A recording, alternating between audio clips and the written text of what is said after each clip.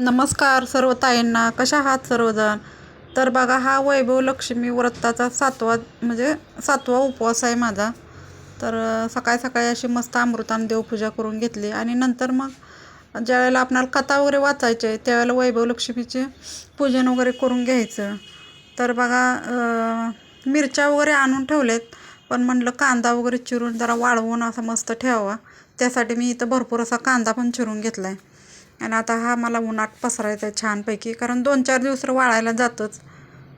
त्यामुळं भरपूर असा चांगला पातळ पसरून मस्त वाळवून घ्यावा लागतो कुसकुशीत.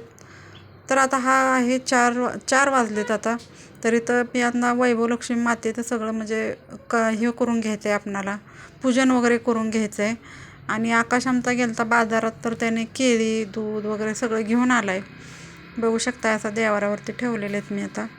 तर म्हणलं अमृताला म्हटलं चहा वगैरे बनव, तर आता चहा बनवायचं आहे, चहा वगैरे घ्यायचं आहे. तर इथं मस्तपैकी असं मी पूजन वगैरे करून घेतलेलं आहे, बघू शकताय. आणि इथं काय होतं आहे माहिती आहे का, वर मंदिर असल्यामुळं की नाही असा त्याचा अंधार पडतो आहे, त्याच्यावरती जरा अंधार असल्यासारखंच वाटते. तर मंदिरामध्ये एक झिरो बल्ब पण छोटासा बसवून घ्यायचा आहे. आणि मी काय केलं माहिती आहे का, मी जे सोन्याचा शिक्का एक असं चमकीच असल्यासारखी होती आणि ती माझी कुठं हरपली, त्यामुळं शोधण्यात माझा भरपूर असा वेळ गेला. तर मग मी काय केलं, 1 रुपयाचं नाणं आता पुजलं आणि शेवटी ती वस्तू नाहीच सापडली. कुठं गेली काय कळायला साधन राहिलेलं नाही. तर इथं अगरबत्ती वगैरे ओवाळून घेतली. तर आता मी घेणार आहे कथा वाचून मस्तपैकी. आणि एका ताईने कमेंट पण केली होती की तुम्ही शुक्रवारचं उद्यापन चालू असताना चिकन मटण खाता का. कसं आहे माहिती आहे का, आमचे मिस्टर आर्मीत असल्यामुळे का नाही, आर्मीच्या लोकांना काय कधी कुठलं खाण्याचं बंधन नसतं आणि त्यांना तशीच सवय लागून राहिलेली असते. मग ते कधी मागेल तेव्हा त्यांना असं आम्हाला बनवून द्यावंच लागतं की आता ही गुरुवार आहे आपलं, हे चालू उद्यापन, आपण उपवास धरले आहेत, कसं खायचं असं काही नसतंय. तर ते आम्ही त्यांना करून देतच असतो, पण असं घरामध्ये अजिबात करत नाही, बाहेरच बनवतो. बाहेरच्या वेळेला त्यांना खायला देऊन भांडी वगैरे धुवून टाकतो. तर बघा, अशी मस्त अशी पूजा झाली. तर आता पूजा वाचून झाली, आता आरती वगैरे करून घ्यायची छानपैकी. आणि मला असं पूजन वगैरे काय करायचं म्हणलं ना, खूप असा वेळ लागतो, भरपूर असा.